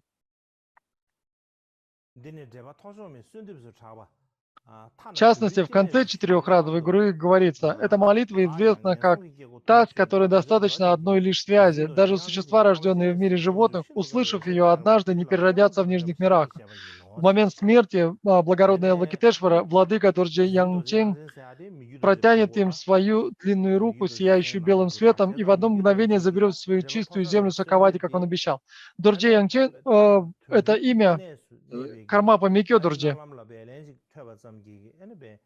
И те, кто произносит эту молитву, он протянет свою руку и сияющую белым светом и отведет их или заберет их в чистую землю Сукавати. Таким образом, эта гуру-йога несет в себе сильное, великое благословение. И я думаю, что в этом нет необходимости упоминать, что ее благословение необычайно сильно. Что касается слов текста, то они не украшены поэтическими приемами. Их легко понять всем, как высоким, так и низким. Они также легко читаются, они очень вдохновляют веру и преданность и могут сочетаться с любой практикой сутры и тантры, такими как Махамудра и 6 йог. И 9-й Кармапа Ванчундурджи, он написал текст, который мы сейчас смогли заполучить, текст визуализации четырехразовой гуру-йоги. И этот комментарий очень хорош. Он хорошо объясняет эту визуализацию. И эта гуру-йога отличается от любой другой гуру-йоги. И она является сутью практики карма-камцан. В ясных заметках Карма Чагме в визуализацию гуру-йоги 4 сессий или 4-разовой гуру-йоги сказано: сказано, как описываются 4 сессии. В медитационных лагерях, таких как Янгри, Сури и Драцан, был обычай читать эти стихи молитвы 3 сессии каждый день и каждую ночь. 3 раза вечером, в полночь и на рассвете звучит гонг, мастер дисциплины объезжает лагерь, проверяя каждую одноместную палатку и наказывает тех, кто спал и не пел. Это основная практика камцанга. И здесь говорится Янгри, Сури и Драцан. В Цурпу даже кто не знает хорошо текстов, но обучался в Цурпу, все знают Янгри, Сури и Драцан.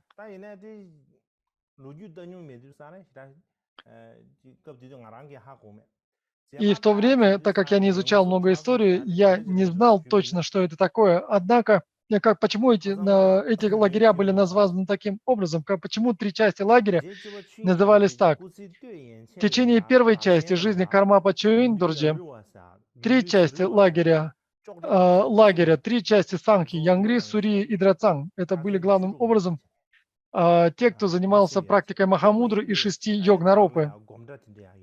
А также другие части лагеря Кармапы занимались практикой. И они занимались практикой 3 раза каждый день и каждую ночь. И у них было 4 сессии. И они специально читали эту 4-разовую гуру-йогу. В частности, вечером, когда сгущаются сумерки, а также на рассвете и в полночь звонил гонг.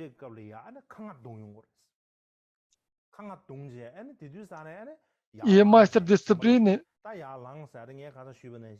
как я уже говорил, большинство тех, кто находился в этом лагере, они не снимали своего пояса для медитации и спали сидя. И когда звонил гонг, они сразу же просыпались и начинали практиковать эту 4-часную гуру-йогу. Мастер дисциплины патрулировал лагерь и заглядывал во все палатки. Как я уже говорил, по-тибетски чукпу – это палатка, которая вмещала в себя одного человека. И в каждой такой палатке находилось по человеку, который занимался практикой. Он открывал занавес каждой из палатки и смотрел, занимается ли человек практикой или нет. И если кто-то не проснулся и не читал эту практику, то его наказывали. И очень часто, когда говорим наказании, мы часто думаем, что это обозначает удар палкой и прочее. Но начиная с 8-го кармапы, а также во время 7-го кармапы, 9-го кармапы, в лагере Кармапы никого не били палкой. Я думаю, если это и происходило, это было никого не били палкой. Как наказание заставляли произносить молитву раскаивания, а также совершать простевание. Позднее появилась эта традиция, когда в наказание наносили 100 ударов палками и так далее. И мне кажется, что эти мирские законы постепенно начали примешиваться к этим дхармическим правилам великого лагеря. Во времена же 8-го кармапы, 7-го, 8-го, 9-го был распорядок этого монастыря, и в этих правилах монастыря не упоминается наказание ударами палки и так далее. Многие могли бы подумать, что это наказание было именно таково, но это не так. Во времена 16-го кармапы в Цурпу, в начале его жизни, потому что в конце его жизни учение пришло в упадок, и во времена 16-го кармапы, в первой части, в первой половине его жизни, в Цурпу, вечером, после того, как монахи приняли пищу, звонили в сессионный гонг в великом храме Махакалы. Был, по всей видимости, небольшой гонг, в который били, и в то время все старшие монахи должны были участвовать в сессии. Они отправлялись в свои кельи, выполняли медитацию, а также произносили молитвы и свои практики и так далее. А привратник должен был закрыть ворота. Привратник – это тот, кто своего рода охранник врат. Он закрывал ворота и останавливал любое движение в монастырь или из него. Таким образом, после удара в гонга люди не могли ни выйти, ни зайти в монастырь. И затем привратник был привратник, а также был мастер дисциплины, который патрулировали окрестности, которые ходили внутри монастыря и проверяли, занимаются ли монахи цисти или нет. Они следили за порядком и за выполнением правил.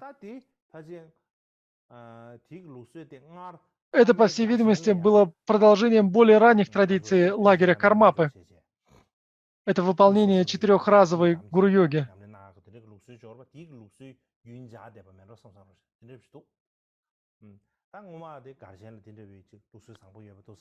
И прежде в традициях лагеря Кармапа были такие прекрасные правила. Однажды, когда я был в Бодхгае, я говорил о том, что произнесение 4-разовой гуру-йоги является очень важным. И это очень важно не только для монахов и монахинь, это важно и для мирян. Те, кто занимается практикой различных, те, кто получил различные посвящения различных медитативных божеств, гидамов, я думаю, что многие из нас получили сотни или даже тысячи этих посвящений. И мы даем обязательства, когда получаем посвящение. Недостаточно лишь получить посвящение. Главным образом, посвящение – это разрешение заниматься практикой тайной мантры. И есть небольшая проблема в объяснении, появляется ли высшая мудрость, когда мы получаем посвящение и так далее. Мы не будем об этом говорить. Посвящение, главным образом, является разрешением к тантрической практике. Мы становимся удачливыми, которые получают возможность заниматься этой практикой. И после того, как мы получили это посвящение, нам необходимо заниматься практикой, иначе зачем мы стали этими самыми удачливыми? По этой причине, для того, чтобы заниматься тантрической практикой, нам необходимо заниматься практикой определенного божества, потому что мы не можем заниматься практикой всех тех божеств, чьи посвящения мы получили. И ранее старшие монахи говорили о том, что они занимались, очень много произносили практик. Некоторые из них читали эти практики по 3-4 часа в день.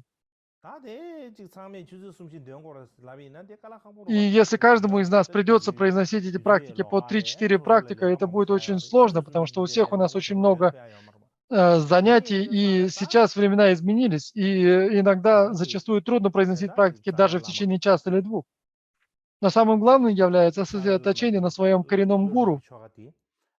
И поэтому гуру садхана, садхана-гуру, является практикой учителя, когда мы воспринимаем его как собрание всех 3 драгоценностей, а также собранием всех гидамов и мандал. И мы принимали на себя обязательство во время посвящения воспринимать учителя таким образом. И поэтому эта практика является заменой всех остальных тантрических практик. Например, традиция Гелук произносит 6-разовую гуру-йогу. В традиции Камцанкаги мы произносим 4-разовую гуру-йогу. И как я уже говорил прежде, я не буду сейчас говорить о всех особых качествах этой практики. Если мы не занимаемся этой практикой, то нет смысла произносить качества этой практики. Они могут вызвать лишь какой-то интерес, но не принесут пользы. И поэтому очень важно выполнять эту 4-разовую гуру-йогу. Я думаю, что я остановлюсь сегодня на этом. Сейчас же давайте произнесем слова посвящения заслуг.